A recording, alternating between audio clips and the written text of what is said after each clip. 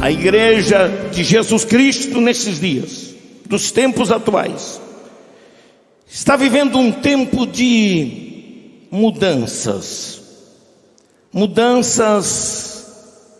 algumas delas péssimas, ruins, as quais estão dilacerando princípios e valores que sempre nortearam a nossa igreja.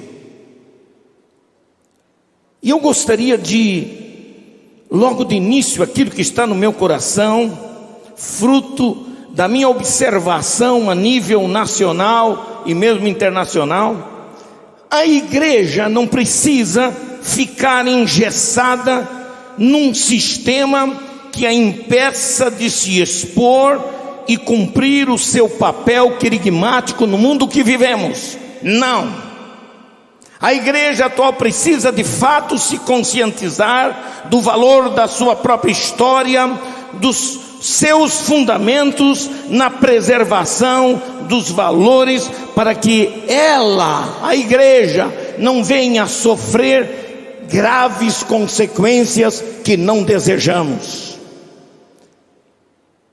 Hoje, a nossa preocupação em preservar, resguardar e conservar os valores morais e éticos cristãos colocam a igreja atual numa posição de vigilância e ao mesmo tempo de precaução no mundo que nós estamos vivendo. Meus amados irmãos, foi-me proposto um tema que discute o relacionamento entre o cristão e o mundo atual. E o que podemos fazer para evitar que o mundo nos absorva, moral e espiritualmente, bloqueando o nosso papel de influência, não apenas na família, entre os membros da igreja, mas na sociedade que vivemos hoje. Na realidade, me permitam dizer que ocorre um confronto de forças da igreja e do mundo lá fora, e nesse confronto nós começamos a perceber que o poder querigmático da pregação e do ensino vem diluindo-se em cátedras de conteúdo seco e púlpitos de discursos vazios da palavra de Deus. É o confronto, na verdade, de dois poderes, de duas forças antagônicas pelo domínio das mentes humanas. Nós estamos na vanguarda de uma luta desigual: o reino de Deus e o reino de Satanás. O apóstolo Paulo alertou aos Efésios dizendo o seguinte: não temos que lutar contra a carne e o sangue, mas sim contra os principados, contra as potestades, contra os príncipes das trevas deste século, contra as hostes espirituais da maldade. Estas potestades, principados, príncipes e hostes espirituais, são aquelas que se manifestam no mundo. E o apóstolo João, na sua epístola, diz que todo mundo está por inteiro sob a regência de Satanás. Numa versão mais elitista, diz que o mundo jaz no maligno. Se o reino das trevas age para obscurecer a mente da humanidade, nós, igreja, somos a manifestação do reino de Deus, que fazemos a diferença neste mundo, projetando a luz da verdade sobre a mente dos homens. Nós não estamos sob o comando do diabo. Nosso regente, nosso rei e senhor chama-se Jesus Cristo.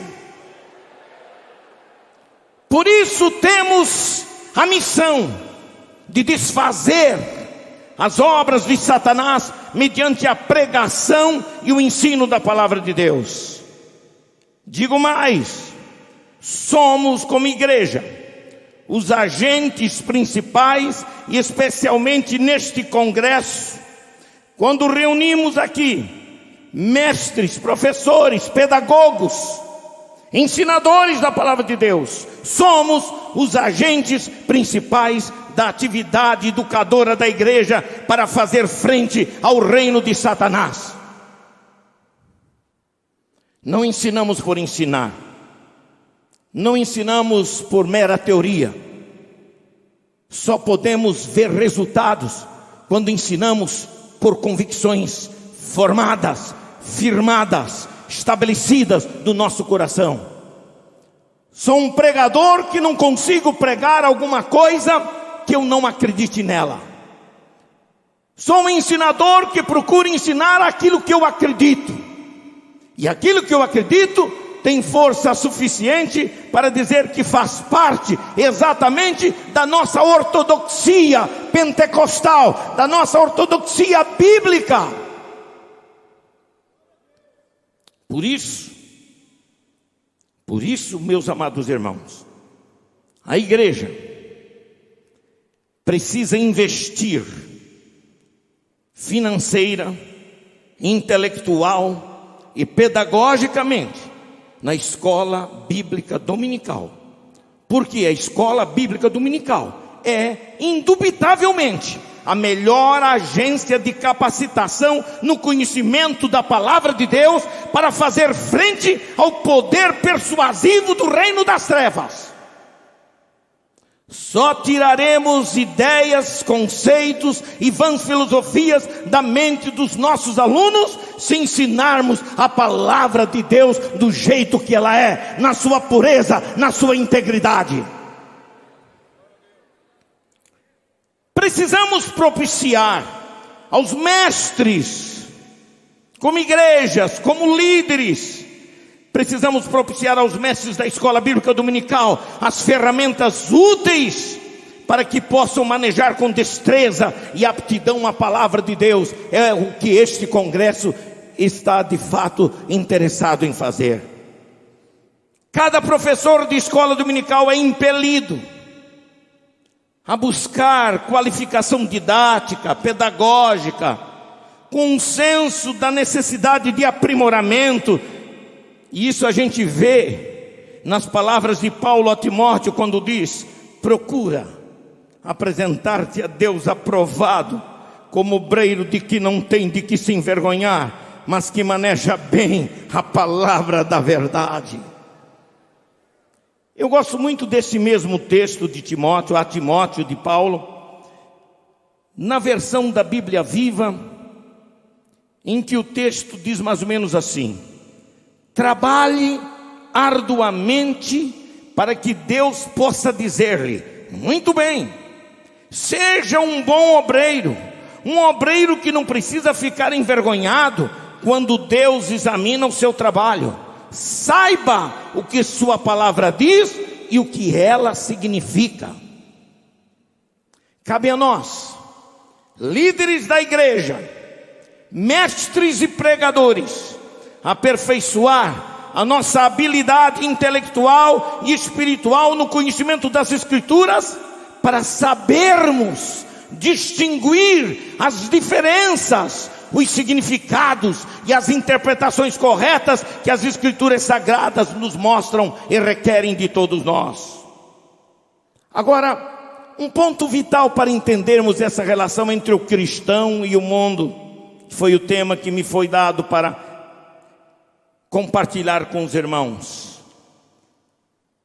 Para que possamos compreender nossa relação com o mundo da humanidade, nós precisamos ampliar a nossa visão de mundo.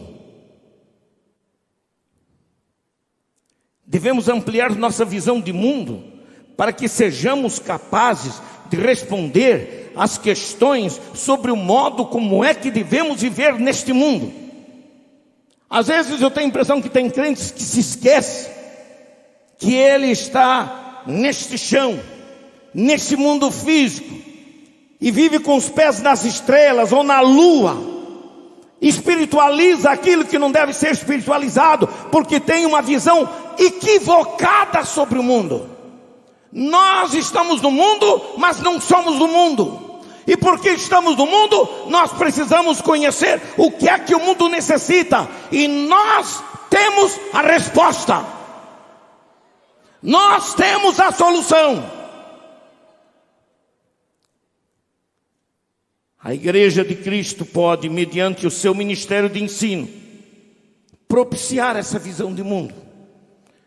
O mundanismo, uma palavra forte, que nós rejeitamos à primeira vista, porque ela de fato representa uma ameaça ao cristão, e é bom que se entenda que o mundanismo que ameaça a igreja, o que ameaça o cristão, só será vencido através do ensino sadio das Escrituras, que revelam as características desse sistema satânico chamado mundo.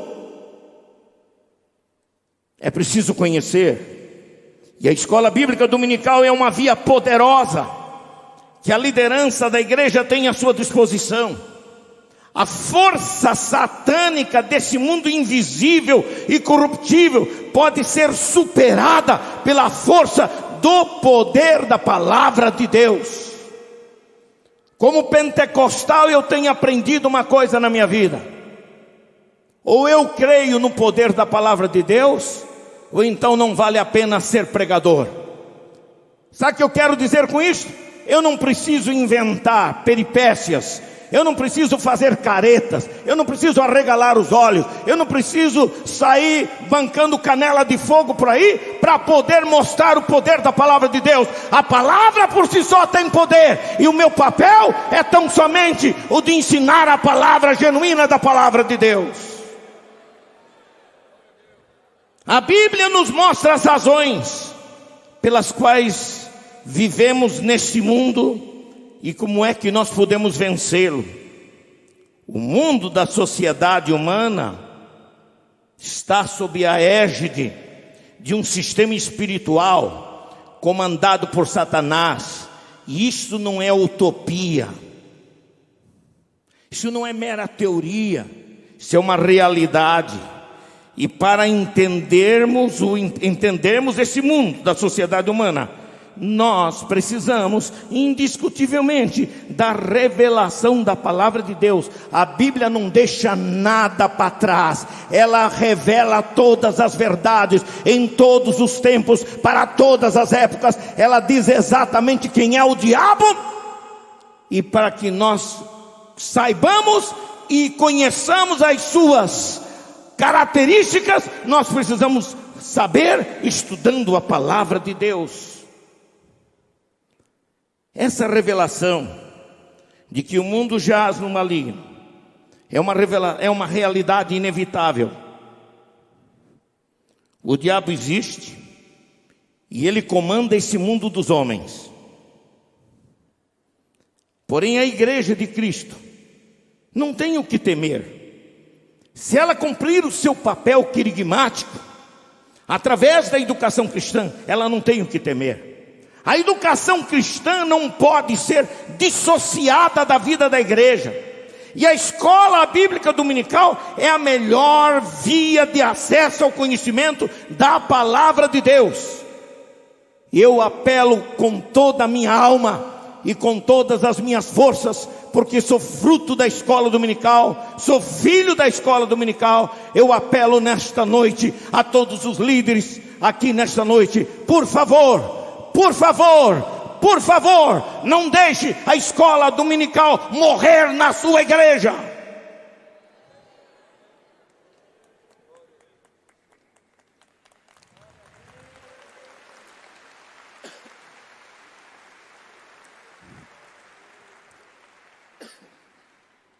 Além dos métodos novos, das noções pedagógicas e de outras novidades que podem ajudar o professor de escola bíblica dominical na ministração das suas aulas, o professor precisa saber distinguir e responder pelas Escrituras que tipo de mundo se constitui inimigo do crente. Ele precisa estar apto a oferecer uma visão de mundo para que os seus alunos, para que eles possam distinguir essas diferenças entre o seu mundo físico e social e o mundo espiritual. É interessante salientar que o modo como vemos o mundo pode mudar o mundo. É uma citação de Charles Colson. E isso é uma realidade. Como é que nós vemos o mundo? Como é que você entende o mundo do ponto de vista da Bíblia? É ruim? É bom? É fictício? É verdadeiro? É falso? É certo? É errado? Como você vê o mundo ante o desafio que o sistema satânico provoca? Qual é a visão de mundo que temos como líderes da igreja de Jesus Cristo hoje? Que tipo de mundo estamos passando para os nossos irmãos na fé? Se sabemos que o tipo de mundo que age invisivelmente sobre a humanidade na terra é muito mais do que um globo geofísico, sabemos também que o mesmo se manifesta como um sistema espiritual sob a égide de Satanás. Porque trata-se de um sistema que procura dominar a vida humana, infiltrando-se em todas as camadas sociais, políticas e religiosas. É um sistema que invade os nossos lares, que afeta e corrompe a mente dos nossos filhos por meio dos sistemas da mídia e da informática de uma forma assustadora nos tempos em que estamos vivendo. Estamos no mundo, mas não somos do mundo. Estamos no mundo, mas não somos do mundo. Repitam esta frase comigo. Estamos no mundo, mas não somos do mundo. E enquanto estamos neste mundo físico, mundo da humanidade, não podemos nos omitir do papel de anunciar a Jesus Cristo, o único que pode salvar e resgatar os homens do sistema satânico implantado neste mundo físico. Não podemos nos esconder desse mundo. Nós precisamos reagir com poder e autoridade do Espírito Santo. E me permitam dizer o seguinte: e sair da clausura eclesiástica. Nos tornamos uma igreja muito fortemente institucionalizada. E quando isso acontece, a força da instituição se torna mais forte do que o poder do próprio fundador da igreja, que é o Senhor Jesus Cristo. Os interesses são modificados, as coisas não acontecem como deveria acontecer do ponto de vista de Deus, porque nos enclausuramos em ideias, conceitos humanos, poderes humanos, e nos esquecemos que a igreja tem um único Senhor. Um único Senhor. E o Senhor chama-se Jesus Cristo.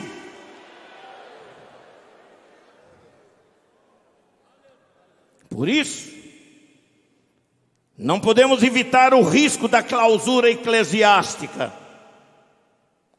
Qual deve ser a reação da igreja de Cristo contra esse sistema satânico que está aí?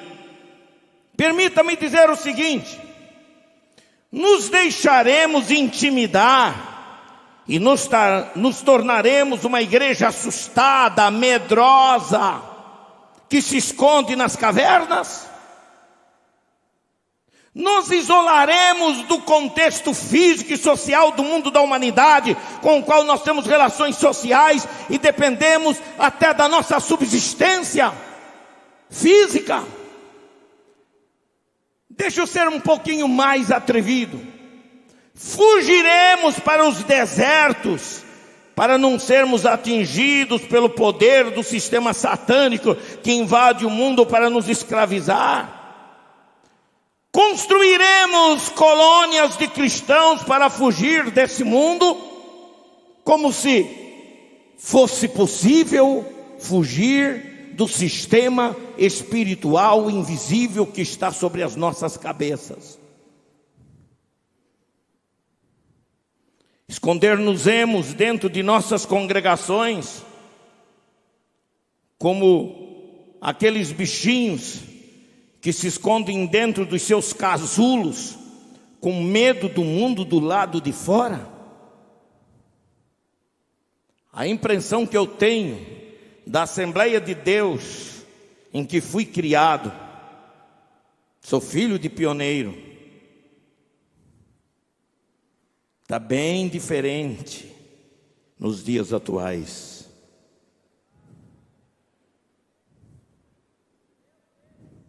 A coragem, a ousadia, a simplicidade, até mesmo da mensagem daqueles dias, hoje, daquela igreja que saía para fora, daqueles crentes que não tinham medo de apanhar, que não tinham medo de ser apedrejados, que não tinham medo de passar fome.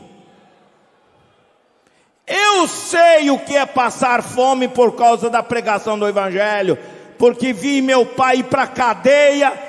Sabe por quê? Porque era chamado herege, porque pregava o Evangelho.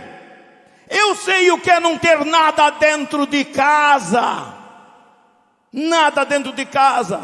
E meu pai chamar a minha mãe e dizer: minha esposa, por favor, eu vou tentar encontrar alguma coisa para ver se eu posso trazer comida para dentro de casa, porque eu não sei o que fazer, não temos nada. Os armazéns fecharam as portas, não vendem para nós, não podemos comprar nada. E meu pai um dia chamou a minha mãe, falou isso para ela, disse: eu preciso fazer uma viagem. E ele fez uma viagem de uns 50 quilômetros a pé, com fome, sem nada para comer, nem para ir, nem para vir, nada em casa para os 2 filhos menores, que era eu e minha irmã naquela época, nada absolutamente. E minha mãe reúne a mim, reúne a minha irmã, eu 9 anos de idade, minha irmã com 7 para 8 anos de idade. Ela diz: nós vamos orar para o Papai do Céu mandar comida para nós, mas nós vamos pedir ao Papai do Céu que tire a nossa fome durante esse dia, e vamos esperar ver o que é que Deus vai fazer. E passamos o dia brincando, correndo de um lado para outro, como se tivéssemos almoçado, jantado, comido, tomado café da tarde, coisa semelhante. Ninguém reclamou de nada. Mas quando chegou mais ou menos às 00:30, 1h da manhã, alguém bate na porta da casa, uma casinha de madeira simples, na cidade de Chapecó, Santa Catarina. Era o início de tudo, 2, 3 famílias de crentes novos convertidos, muito pobres. E alguém disse: olha, eu viajei, a senhora não me conhece, mas é aqui que mora um pastor que está passando necessidade com uma família. E disse: é aqui mesmo, meu irmão, pois Deus falou comigo 2 dias atrás e me fez acordar de madrugada. Eu matei um porquinho, limpei, trouxe dentro de uma lata de banha e passei no armazém. Eu trouxe feijão, arroz, carne seca, charque,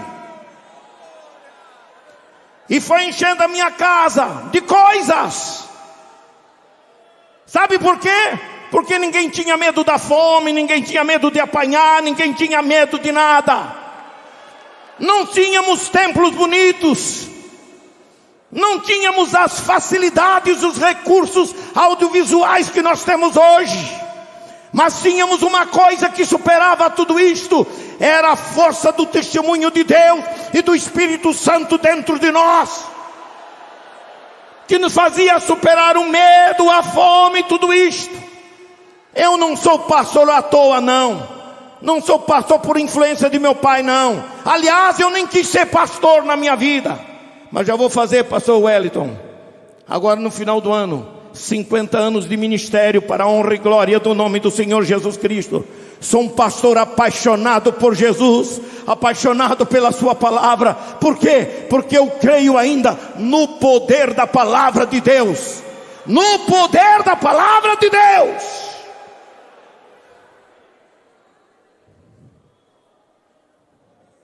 Precisamos sair da clausura e mostrar a nossa força como igreja, capaz de influenciar o mundo dos homens com o poder do Evangelho de Cristo.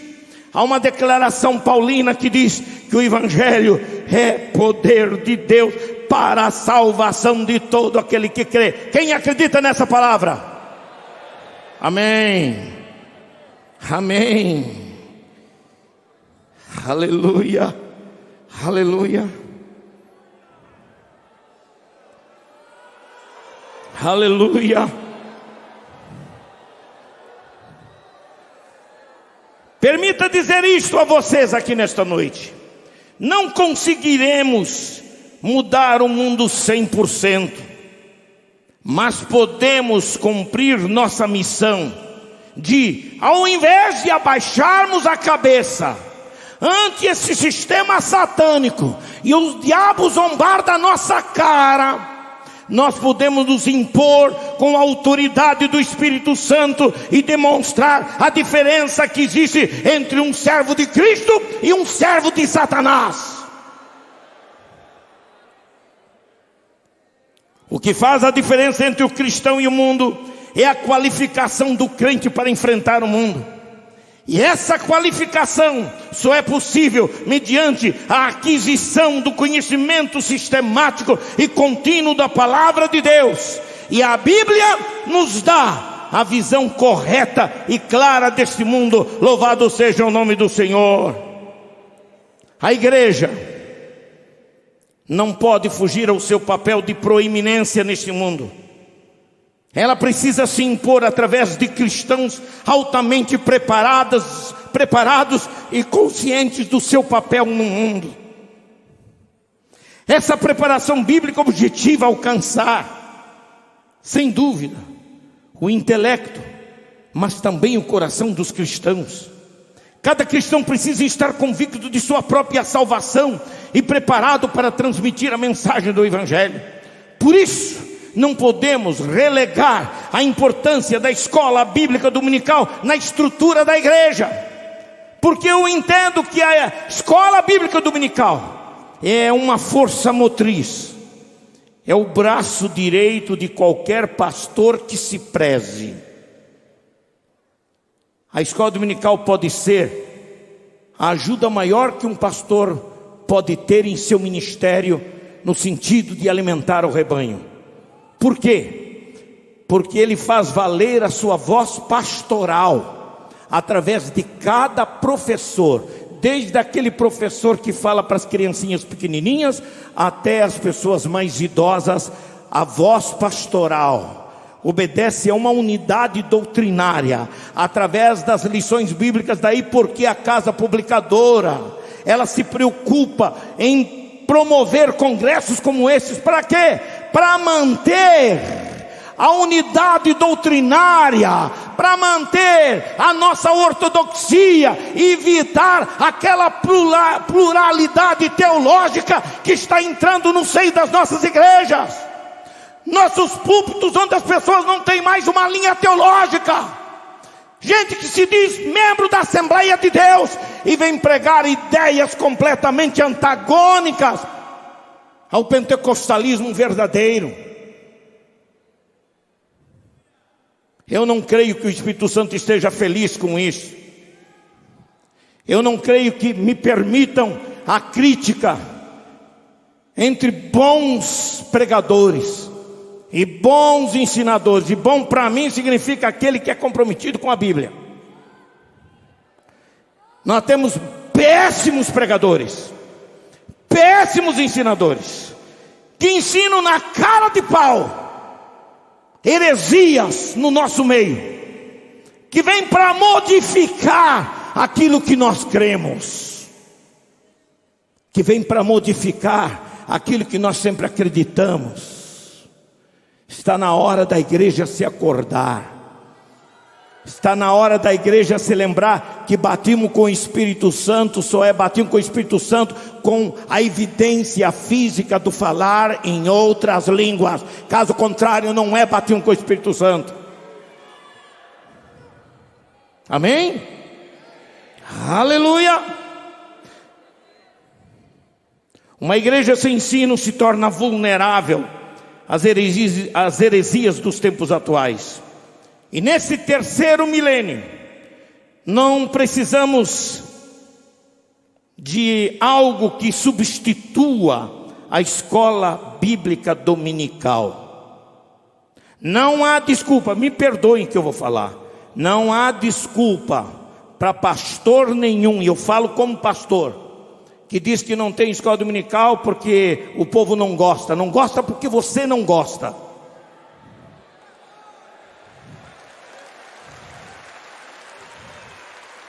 Se você acreditar que a escola dominical é uma bênção para o seu ministério, você vai se acordar. Talvez se acorde tarde demais, quando você vê um monte de heresias pregadas nos púlpitos das igrejas. Já temos igrejas pentecostais, não somente da Assembleia de Deus, onde as mensagens são pluralizadas com um monte de ideias equivocadas que não correspondem à nossa ortodoxia bíblica ensinada na palavra de Deus. Não se assuste quando eu falo de ortodoxia. Eu não estou falando de radicalismo. Eu estou falando de fidelidade ao que a Bíblia ensina. Não me interessa o que o teólogo tal diz ou deixou de dizer. Não me interessa. Me interessa em que os teólogos sejam capazes de escrever livros que venham ampliar o nosso conhecimento, mas não para criar dúvidas e criar problemas e criar uma outra teologia que não tem nada a ver com a nossa. Não posso admitir que o espírito mundano das vãs filosofias seja capaz de entrar no nosso meio e já termos pregadores nossos que não acreditam mais nos milagres da Bíblia Sagrada. Não consigo admitir que um pregador que se diz pentecostal venha dizer que todo o Velho Testamento é uma grande alegoria. Porque uma pessoa que diz isto não conhece hermenêutica bíblica, não sabe interpretar a Bíblia, não sabe distinguir o literal do figurado, e por isso eles têm essas ideias. Se ele não acredita em milagre, está na igreja errada.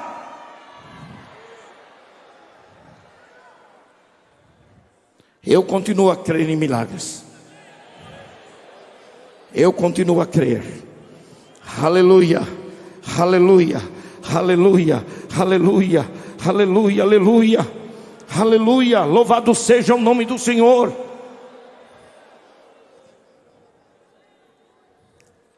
A infiltração de ideias, de conceitos e doutrinas fora dos parâmetros da Bíblia Sagrada tem a resposta do apóstolo Paulo, que as denomina de filosofias e vãs sutilezas.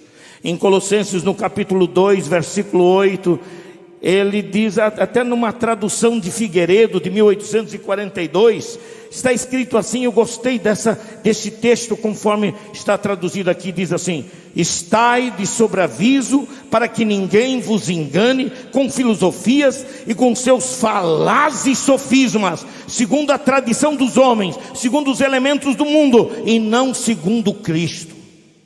Irmãos queridos, só poderemos deter a força desse sistema satânico se estivermos devidamente preparados para os embates intelectuais contra a nossa fé, que procuram minar a nossa força como igreja.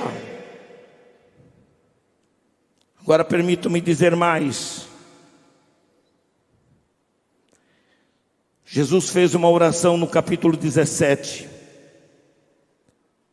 nos versículos 9 ao 21. E nesta oração Jesus revela de um modo maravilhoso a sua dupla natureza, a divina e humana, a sua compreensão sobre o mundo dos homens. E o mundo espiritual nos dá um vislumbre sobre a importância e o significado da palavra mundo na mente de Cristo. Ele esclarece de forma objetiva e incisiva que existem pelo menos dois tipos de mundo: o físico e o espiritual. O mundo espiritual subentende-se por dois sistemas. O primeiro refere-se ao mundo do reino de Deus, e o segundo refere-se ao mundo satânico do reino das trevas. São dois sistemas espirituais, o de Deus e o de Satanás. Eu quero fazer uma pergunta aqui. Quantos creem que o diabo é uma realidade? Quantos creem que o diabo é uma verdade, é uma realidade? Quantos creem que o diabo existe? Porque o diabo não é uma coisa. O diabo não é uma ideia. Não é uma figura de retórica. O diabo é um ser pessoal. Um ser pessoal. E como ser pessoal, ele age poderosamente contra todos aqueles que servem a Deus. Agora, é bom que a gente entenda o mundo na ótica bíblica. Existem, irmãos, das três línguas que prevalecem nas escrituras, o hebraico, o aramaico e o grego, duas dessas línguas se tornaram as principais. No Antigo Testamento nós temos o hebraico, no Novo Testamento nós temos o grego koiné da época de Jesus. São línguas antigas e por isso, para entendermos a linguagem da Bíblia, nós devemos analisar os significados etimológicos e históricos das palavras que nós desejamos conhecer. E nós podemos começar pelo hebraico, por exemplo, com a definição da palavra mundo. Eu não vou adentrar em profundidade nesses significados, mas pelo menos dois termos hebraicos se tornam importantes para o entendimento dessa palavra. O primeiro termo hebraico para a palavra mundo é a palavra, chama-se Eris. Eris, que aparece no Antigo Testamento e é definido como terra, chão, solo material. Solo material. Fala de chão físico. O segundo termo hebraico é a palavra Tebel, que significa terra habitável, lugar onde habitam os seres humanos e os seres animais. Quando a gente vê a palavra mundo do ponto de vista bíblico, na ótica bíblica, devemos estudar, na sua etimologia, o verdadeiro significado daquela palavra. Agora, tanto a palavra Tebel como a palavra Eres são palavras que se traduzem como terra, chão, terra habitável ou mundo da humanidade. Quando nós vamos para o Novo Testamento, o Novo Testamento grego, existem vários termos relativos, mas uma palavra apenas ganha espaço nos textos neotestamentários para a palavra mundo, que é a palavra grega cosmos. Cosmo é uma palavra com sentido mais amplo. Primariamente ela pode significar um sistema ordenado, uma ordem de coisas. E esse termo grego no Novo Testamento aparece mais de 180 vezes com sentidos variados. Porém, uma das definições se refere à soma de todas as coisas no universo. Por isso, céu e terra, ou todas as coisas, equivalem ao significado de cosmos. Prestem bem atenção nisso. O discurso de Paulo no Areópago, em Atenas, está escrito assim: o Deus que fez o mundo e tudo que nele há, sendo o Senhor do céu e da terra, não habita em templos feitos pelas mãos dos homens. Está lá em Atos capítulo 17. Por isso a palavra cosmos define-se também como um sistema estelar, sistema solar, do qual o nosso mundo físico faz parte como um dos planetas. Portanto, a Bíblia define esta palavra no sentido material e também no sentido espiritual. E permita-me dizer isso para logo terminar a minha palavra. Esse sistema espiritual, irmãos, tem como dominador e príncipe o arqui-inimigo de Deus e da sua criação, que é o diabo.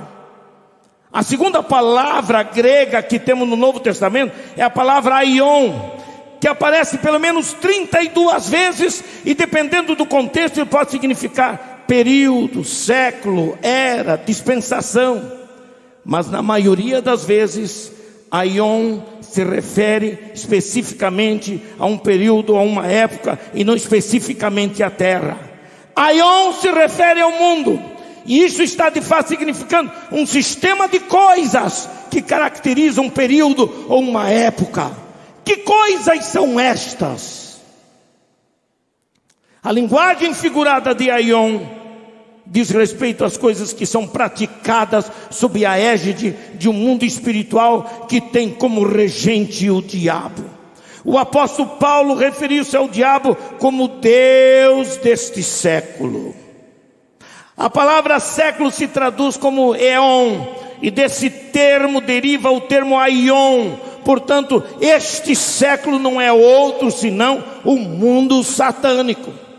O apóstolo Paulo entendeu perfeitamente o significado dessa expressão presente, do chamado, a expressão presente século, e declarou que a obra expiatória de Cristo foi efetuada para nos salvar das garras desse sistema.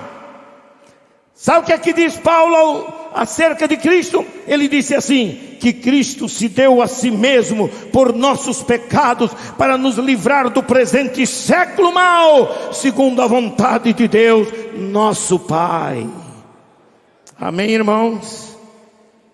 Os amantes desse século são aqueles que praticam obras más, sob a égide desse mundo mau espiritual. Ora, na mente de Paulo, aion e século presente podem ter o mesmo significado no mundo espiritual. Por isso, a expressão século presente se refere ao pensamento que predomina uma geração. No campo espiritual, a palavra mundo ganha uma linguagem figurada, mas fala de uma realidade espiritual. E nesse campo espiritual, o domínio de tudo, das coisas visíveis e invisíveis, materiais e espirituais, pertence ao único Deus verdadeiro, Criador de todas as coisas. Nosso inimigo no mundo físico não é o chão que pisamos, do qual tiramos os ingredientes de nossa subsistência física. O inimigo do cristão é um sistema espiritual regido pelas forças espirituais da maldade. O diabo é um invasor e usurpador desse mundo espiritual. Ele provocou a separação para agir livremente contra o Senhor único, que é Yahvé Adonai, identificando-se como Deus Criador e Senhor de todo o universo. A Bíblia declara que do Senhor é a terra e a sua plenitude, no Salmo 24:1. Portanto, o diabo não é nada mais do que ladrão e salteador, conforme Jesus mesmo identificou. Ele é o chefe das milícias demoníacas nesse sistema satânico que opera sobre toda a terra. Ele, Satanás, age e opera sobre governantes, sobre políticos, sobre artistas e todos aqueles que estão sob a sua égide. O apóstolo João fez bem a distinção desses mundos, quando ele diz: não ameis o mundo nem o que no mundo há. Se alguém ama o mundo, o amor do Pai não está nele. A Bíblia diz também que o mundo passa e a sua concupiscência, mas aquele que faz a vontade de Deus permanece para sempre. Essa escritura aclara o nosso entendimento para o fato de que a igreja cumpre a sua missão entre as criaturas humanas, a humanidade, pregando e ensinando sobre o poder do Evangelho de Cristo, que restaura e que transforma a vida das pessoas. Por isso, irmãos, precisamos entender a maneira como Deus vê este mundo e como você neste mundo pode ser uma influência positiva para mudar a história desse mundo que nós vivemos. Amém, irmãos? Tem muito mais, mas não vou falar, não quero cansar. Tinha muito mais para dizer, mas algumas verdades, características do sistema satânico que estão hoje aí imperando no mundo que vivemos. Mas queremos que vocês, pelo menos, sejam despertados para lembrar de que a palavra de Deus é a fonte maior à nossa disposição para recebermos a força do Senhor Jesus Cristo. Deus abençoe a todos em nome do Senhor. Amém.